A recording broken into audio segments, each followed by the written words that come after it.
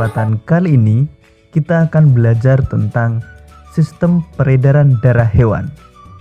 Kita akan mempelajari sistem peredaran darah pada serangga, ikan, amfibi, reptil, dan cacing tanah.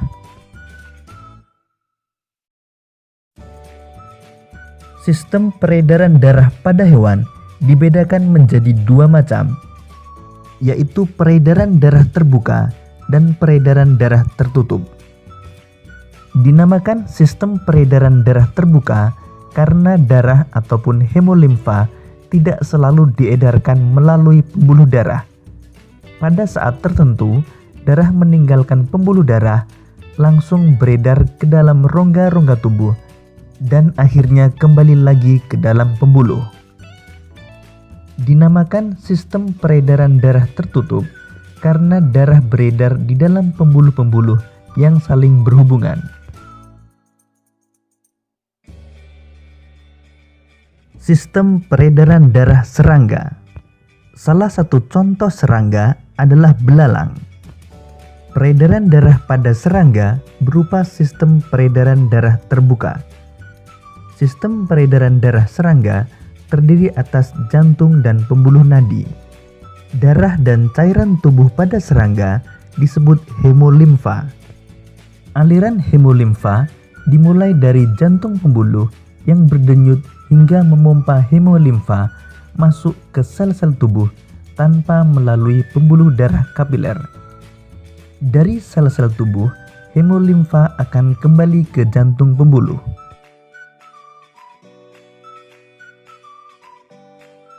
Sistem peredaran darah ikan. Ikan memiliki sistem peredaran darah tertutup. Jantung ikan terbagi menjadi dua ruangan, yaitu serambi yang berdinding tipis dan bilik yang berdinding tebal. Di antara serambi dan bilik terdapat sebuah katup. Sistem peredaran darah ikan dimulai dari jantung yang mengalirkan darah keluar menuju insang. Pembuluh kapiler di dalam insang akan melepaskan karbon dioksida ke dalam air dan mengambil oksigen dari dalam air. Dari insang, darah akan mengalir ke seluruh tubuh. Selanjutnya, darah mengikat karbon dioksida dari sel-sel tubuh, kemudian kembali menuju jantung. Sistem peredaran darah ikan merupakan sistem peredaran darah tunggal. Karena dalam satu kali peredaran darah, hanya satu kali melewati jantung. Sistem peredaran darah amfibi. Salah satu contoh hewan amfibi adalah katak. Peredaran darah pada katak berupa sistem peredaran darah tertutup. Jantung katak terdiri dari dua ruangan serambi yang berdinding tipis dan satu ruangan bilik yang berdinding tebal.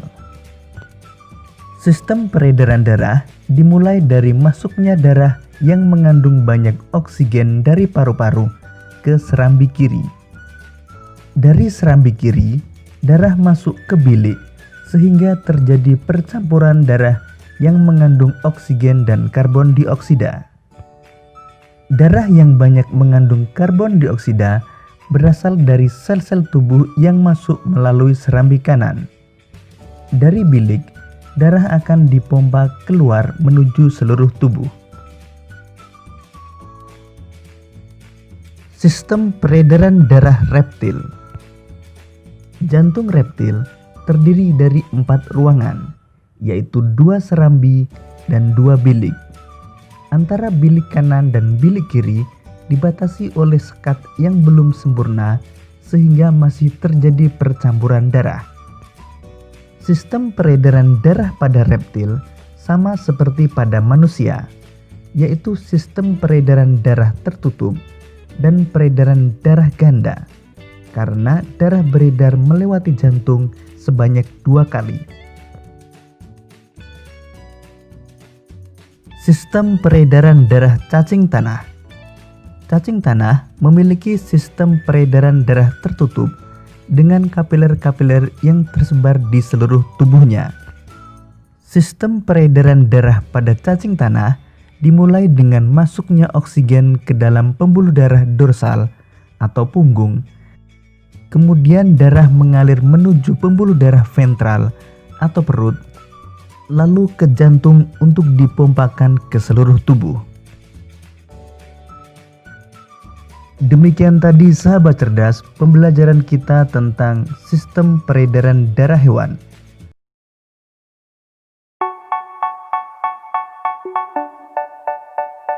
Selanjutnya, kita akan mengetahui jenis-jenis pantun. Yang pertama, berdasarkan kelompok usia, pantun dibagi menjadi 3, yaitu pantun anak-anak, pantun remaja, pantun orang tua. Selanjutnya, berdasarkan isinya, pantun dibagi menjadi beberapa. Ada pantun nasihat, pantun jenaka, pantun teka-teki, dan pantun kiasan.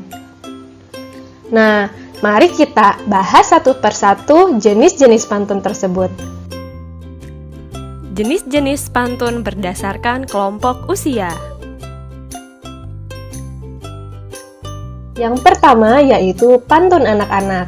Pantun anak-anak adalah jenis pantun yang mempunyai hubungan dengan pada masa kanak-kanak.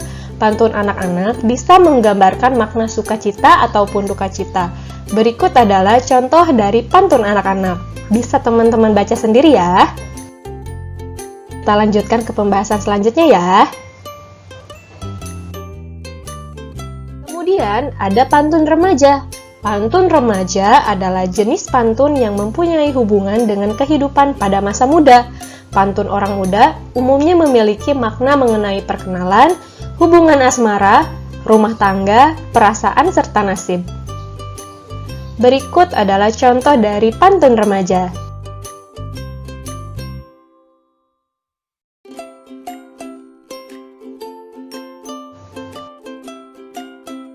Selanjutnya ada pantun orang tua. Pantun orang tua adalah jenis pantun yang mempunyai hubungan dengan orang tua. Umumnya, pantun orang tua bertemakan tentang adat budaya, agama, nasihat, dan lainnya. Berikut adalah contoh dari pantun orang tua.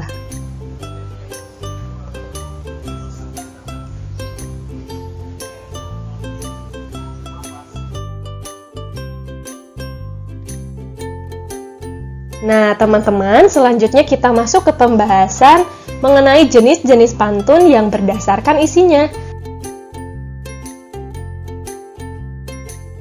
Yang pertama, ada pantun nasihat. Pantun nasihat adalah jenis pantun yang berisi mengenai nasihat, serta bertujuan untuk mendidik dengan memberikan nasihat moral serta budi pekerti. Berikut adalah contoh dari pantun nasihat.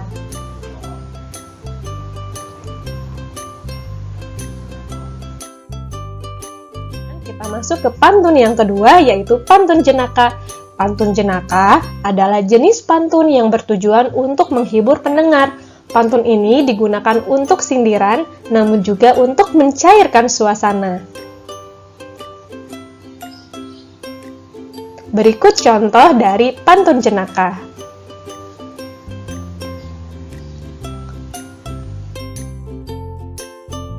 Pantun yang ketiga yaitu pantun teka-teki. Pantun teka-teki adalah jenis pantun yang berisi mengenai teka-teki. Umumnya, pendengar atau pembaca diberi kesempatan untuk bisa menebak jawaban teka-teki dalam isi pantun. Berikut contoh pantun teka-teki yang saya buat, nanti teman-teman jawab ya, apa sih jawaban dari pantun tersebut? Makan nasi dengan lahap, tempe tahu jadi lauknya. Kalau kamu bisa menjawab, hewan apa yang paling kaya? Ayo dijawab, apa ya jawabannya kira-kira? Oke, betul, jawabannya beruang.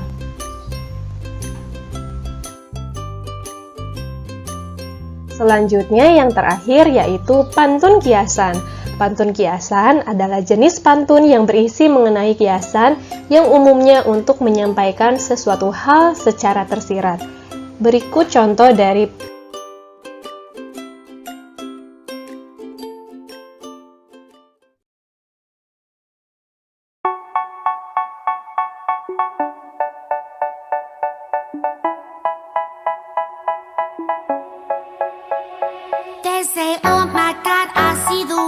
saya